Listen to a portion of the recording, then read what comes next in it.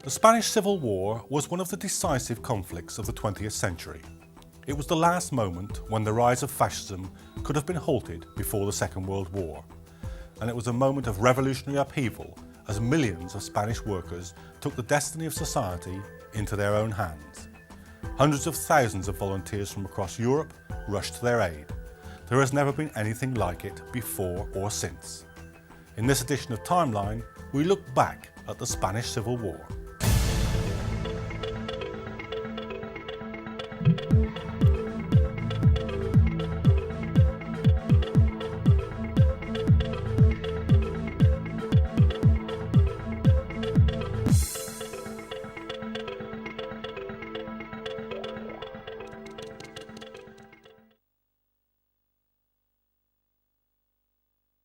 In the late 1920s, the military-backed government of Spain was in economic trouble. Unemployment was high, the rich refused to pay higher taxes, and inflation was out of control. In 1930, the Prime Minister resigned, and in 1931, King Alfonso agreed to democratic elections. It was the first time in 60 years that Spaniards had been able to participate in a free vote. They voted overwhelmingly for a republic, and Alfonso's only chance of avoiding an insurrection was to leave the country. He went into exile in April 1931. In the general election of June the same year, the Socialist Party and other left parties won a huge majority. The new government introduced land reform measures and legislation in favour of local autonomy for Catalonia and the Basque Country. The government survived an attempted military coup in 1932, but it lost the election to the right wing in 1933. The right-wing government started undoing the reforms of the previous administration, triggering a general strike in 1934. The strike was accompanied by an armed insurrection in the Asturias region. Clearly, Spanish society was split down the middle. On one side were the socialists, communists, anarchists, trade unionists, liberals and Democrats, although they were far from in agreement with one another.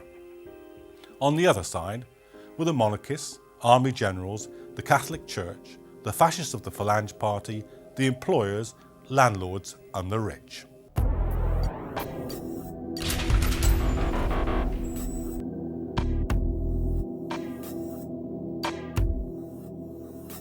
In February 1936, there was another general election in Spain. The main left organisation was the newly formed Popular Front, an alliance of socialists, communists and republicans. Opposing them were the National Front alliance of the right-wing parties and monarchists, supported by the Catholic Church and the Falange. The anarchists stood aside from the electoral contest. Nearly 10 million Spaniards voted, and the Popular Front won the contest by just 1.1% of the poll. The new government resumed the land reform programme, granted autonomy to Catalonia and banned the Falange Party. Spain's rich began to drain money from the economy, precipitating an economic crisis. Even more worryingly, 4 generals, including Francisco Franco, began plotting against the government. In response to the economic crisis, workers began to take action. From March to May, street riots and strikes grew to revolutionary proportions. Workers began taking over the economy and running it for themselves. The English writer George Orwell described the scene in Barcelona, the capital of militant Catalonia, when he reached there a few months later. It was the first time that I had ever been in a town where the working class was in the saddle. Practically every building of any size had been seized by the workers and was draped with the red flags or with the red and black flag of the anarchists. Every wall was scrawled with the hammer and sickle and with the initials of the revolutionary parties. Every shop and cafe had an inscription saying that it had been collectivised. Even the bootblacks had been collectivised and their boxes painted red and black. Waiters and shop walkers looked you in the face and treated you as an equal. And it was the aspect of the crowds that was the queerest thing of all. In outward appearance, it was a town in which the wealthy classes had practically ceased to exist. Practically everyone wore rough working class clothes or blue overalls, or some variant of the militia uniform. All this was queer and moving, There was much that I did not understand, and in some ways I did not even like it, but I recognised it immediately as a state of affairs worth fighting for.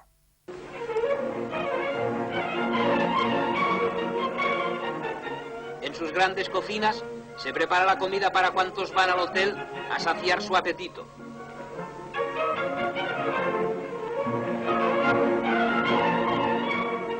Los amplios comedores que antes ocupaban maquilladas y frívolas damiselas, grandes financieros, capitanes de industria, aristócratas ociosos y aventureros internacionales de toda la Haya, ahora están abarrotados de hombres y mujeres humildes que siguen el ritmo de la sociedad que se está creando. Barcelona trabaja y come, esa es su fuerza y su virtud.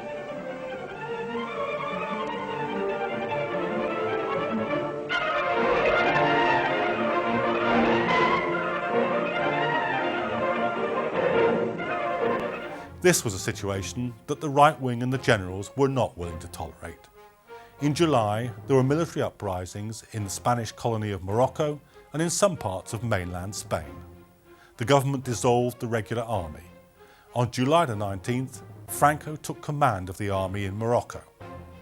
From the start, the leaders of the military coup had help from Mussolini's fascist state in Italy and Hitler's Nazi regime in Germany. It was German and Italian planes that airlifted Franco's army to the Spanish mainland. In August, the 1st International Brigade volunteers arrived in Spain.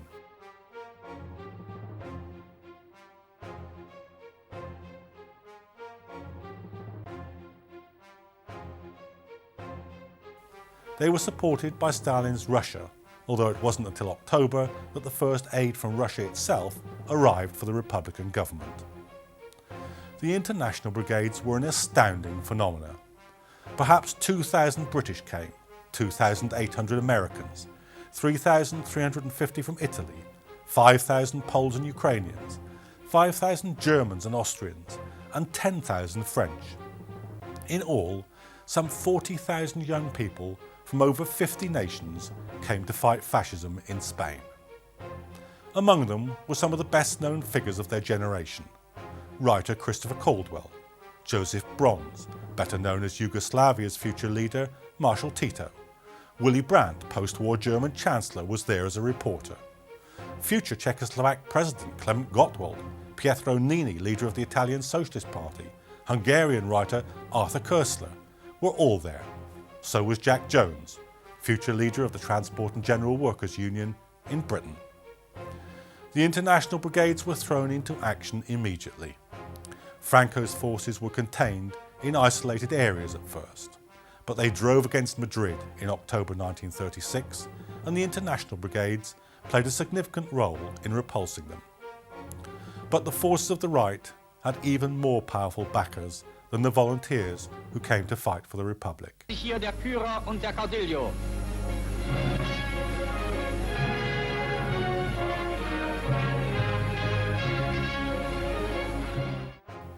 In September, a military junta named Francisco Franco as head of state and commander-in-chief of the armed forces in Spain. In November, Germany and Italy recognized Franco as head of Spain's government.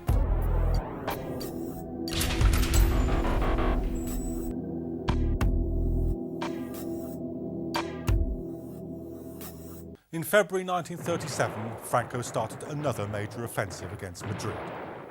The international brigades played an important part in resisting this offensive.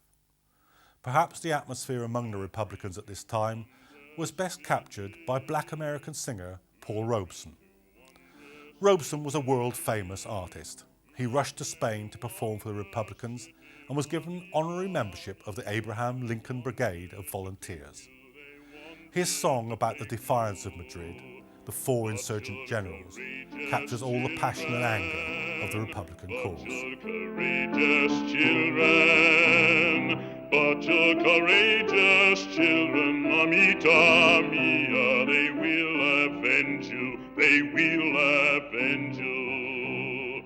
The four insurgent generals, the four insurgent... Franco was under pressure from Hitler and Mussolini to gain a quick victory by capturing the capital. In March, he launched an attack on Guadalajara, 40 miles northeast of Madrid. He had the assistance of 30,000 of Mussolini's Italian volunteers, but Franco's forces were defeated. As they retreated, Republicans captured documents proving that the Italian volunteers were really Mussolini's soldiers. The League of Nations refused to accept the evidence of Italian support for Franco, but it did ban all volunteers going to fight for the Republic. This was in line with French, United States and British policy. They wanted non-intervention in Spain. What this really meant was that Hitler and Mussolini went on supporting Franco, while the Western democracies left the Republic to fight on without aid except from Stalin's Russia. What that meant could be seen in the next 2 months. In April, Hitler's Condor Legion of Heinkel bombers destroyed the town of Guernica. Immortalised in Pablo Picasso's painting which bears the town's name, the event remains a byword for the destruction and loss of civilian life in modern warfare. In the same month, Franco forced all the right-wing forces to unite in a single Phalange party. Giant posters appeared all over Spain with the slogan, "One state, one country, one chief, Franco, Franco, Franco." It was, of course, a direct imitation of Hitler and Mussolini. With Stalin as the only supporter of the Republican government, it found it harder and harder to resist the influence of the Spanish Communist Party. And the Spanish Communist Party did not want a full-blooded revolution in Spain because that would cause a rift between Russia and Britain and France. And it was this alliance that Stalin hoped would be able to stop Hitler. In May, this disastrous foreign policy had a decisive effect on the Spanish struggle. Under Communist Party pressure, the government moved to put a stop to the social revolution that had seen workers take effective control of Barcelona.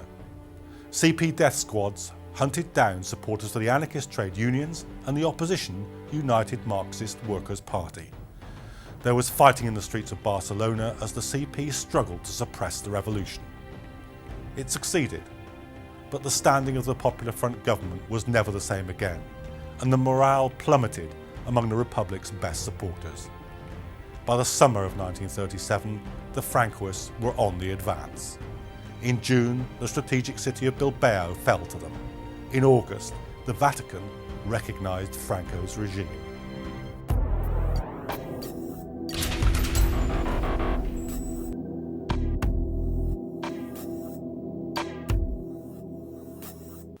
By April 1938, Franco's forces had driven a wedge through the Republican forces from one side of the country to the other. Republican Spain was now split in two. The following month, Franco declared that the Republicans must unconditionally surrender. In July, the Republican army began to collapse after the Battle of Ebro. The international brigades were withdrawn and sent home. The international brigades had suffered heavy losses. Among the dead were 2,000 Germans, 1,000 French, 900 Americans, and 500 British. The Republican army that remained was constantly bombed by the Condor Legion and shelled by artillery.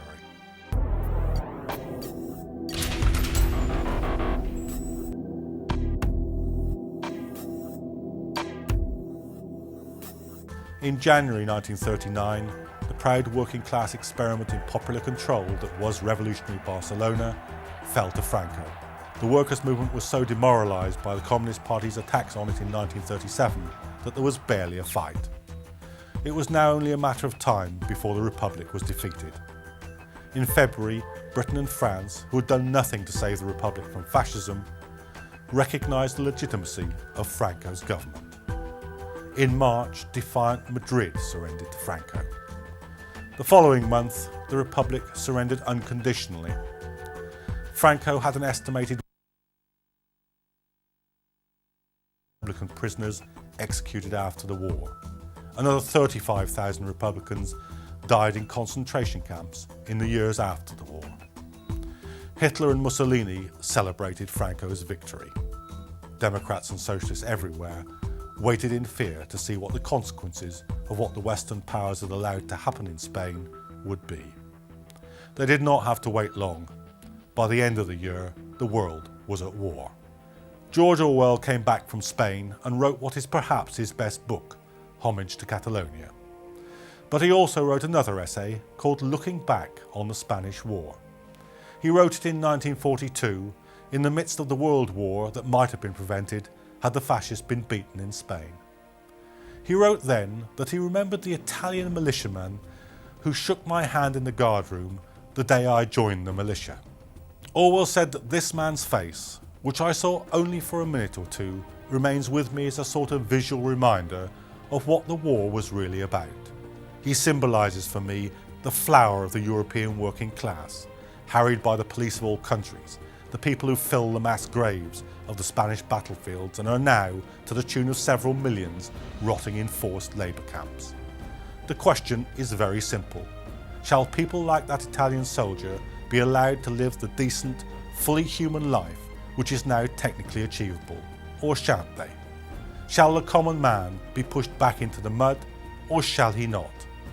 I myself believe, perhaps on insufficient grounds, that the common man will win his fight sooner or later. But I want it to be sooner and not later.